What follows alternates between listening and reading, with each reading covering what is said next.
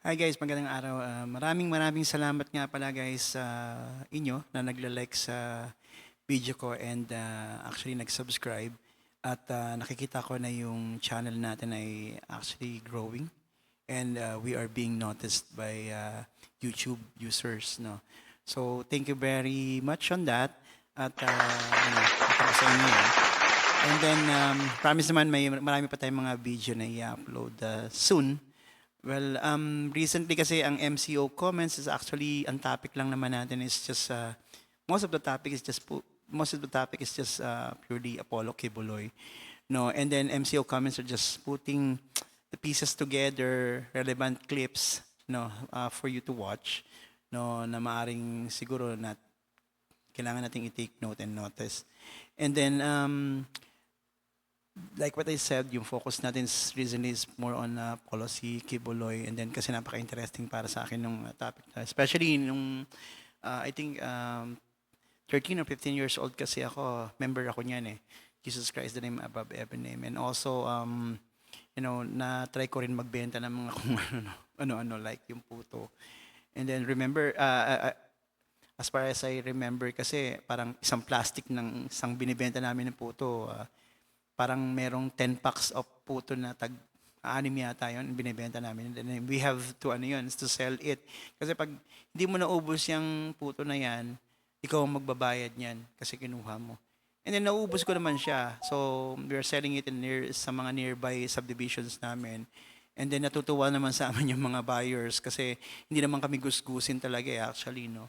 Nung time na yon. And then natutuwa sa amin pag sinasabi namin na para saan yan? So ministry namin yan sa church, no? And then ano bang church ninyo? Jesus Christ above every name, ang pastor namin si Apollo Kibuloy, parang gano'n. So natutuwa sila kasi napakabata pa namin, napakaano namin sa church, so gano'n. Pero recently yata hindi na yan gano'n na nangyari kasi parang tinatago na nila kung saan sila or para ba sa church yung ginagawa nila kasi nagiging parang prejudice na yung mga tao regarding sa ginagawa na yan.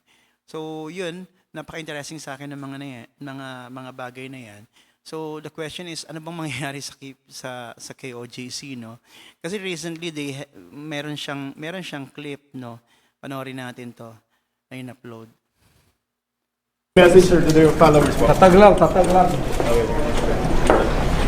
Ayan, no? So, merong isang reporter na, nagtanong sa kanya, when Pastor Kibuloy is about to go inside the courtroom. Ang sabi niya, tatag lang. So, ano ba ibig sabihin niya dito? No, sa tatag lang. Kasi, tatag lang. So, ano ba yan? Kailangan mag-continue lang yung KOJC sa ginagawa nila habang inaasikaso nila, Atty. Torion yung kaso niya, etc. So, ano ba ibig sabihin ng i-continue lang yung ginagawa nila na remember the reason why nakakulong siya, he is being accused by human trafficking and also a lot of cases pa, di ba? So, yung human trafficking naman na yun and a lot of cases na katulad nito, nangyayari yun sa loob ng church, allegedly, di ba?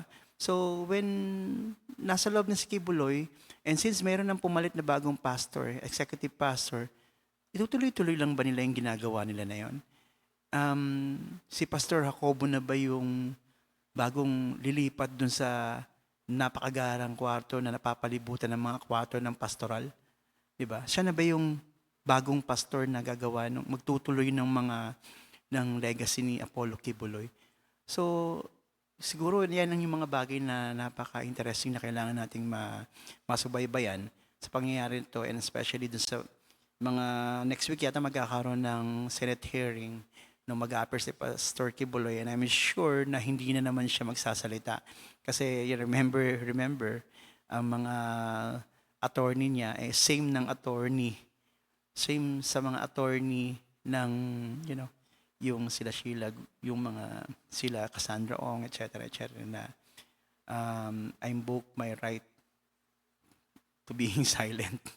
Parang ganun yung mga sinasabi nila palagi. No? Okay na sa kanila mga long kasi since si Apollo Kibuloy naman nakakulong na isa, okay lang na hindi magsalita. Parang ganun. So, ayun, we will be having a new type of presenting, guys, sa mga susunod na mga araw kasi yung YouTube ay they advise me na parang not only just putting clips together, I have to do some comments that will not actually deviate naman dun sa thoughts nung i-upload natin clips. I just need to have a more parang original video, no, na kailangan kong i-upload. So saan nyo yan, and I hope na next time you will still continue to watch my videos and like my video and share my video to share my videos so that yung MCO comments marami pang ma-reach ng mga viewers. And thank you very much. I hope to see you again in my next upload. Thank you very much, guys. Bye-bye.